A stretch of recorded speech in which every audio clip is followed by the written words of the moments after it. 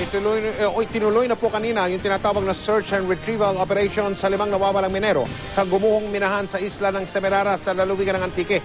Todo ingat po ang search and retrieval team dahil sa patuloy na pagguho ng lupa roon. Nakatutok si Tricia Zafra. Ngayong hapon lang dumausdos ang tipak ng lupang ito sa gumuhong bahagi ng Panyan Pit. Tuloy-tuloy rin ang agos ng tubig. Maliban sa pag-ulan, pasado alas 6 ng umaga kanina, tubig dagat ang nasa lugar. Pero ayon sa operations manager, may 800 meters ang distansya ng pit mula sa tubig dagat kaya ligtas daw ito. Yung lugar na yun siguro, water table na yung tubig na sa ilalim ng lupa. Ito po ba ay salt water or?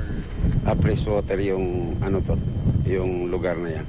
Alas 3 ngayong hapon itinuloy ang paghahanap sa mga biktimang natabunan ng pagguho noong February 13. Mula pa noong Biyernes, putol-putol na ang search and retrieval operations dahil sa patuloy na pagguho ng lupa sa west wall ng Panyan Pit.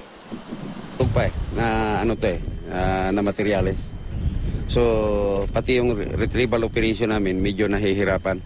Sa ilalim kasi yun, yung materialis na nakatabon ngayon, 45 to 50 meters ang lalim niyan. Ang kapal. 5 tao pa ang hinahanap sa 10 natabunan ng guho. Nitong Sabado, naging emosyonal ang mga kaanak nang bumalik sila sa pinangyarihan ng pagguho, kung saan nagdaos pa ng misa at pinabindisyonan ang pinangyarihan ng pagguho. Kanina sa dewatering operation o pagbubomba ng tubig palabas ng pit, may na-recover na bahagi ng katawan.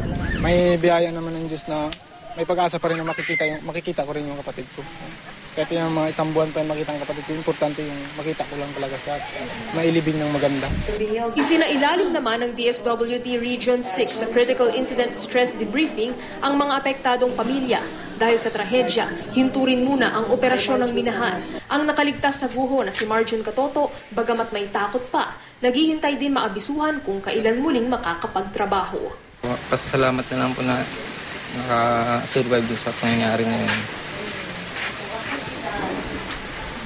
Pero gusto ko pa rin magtrabaho. Kailangan po eh. Mula rito sa Semerara Island, Antique, Tricia Zafra, nakatutok, 24 oras.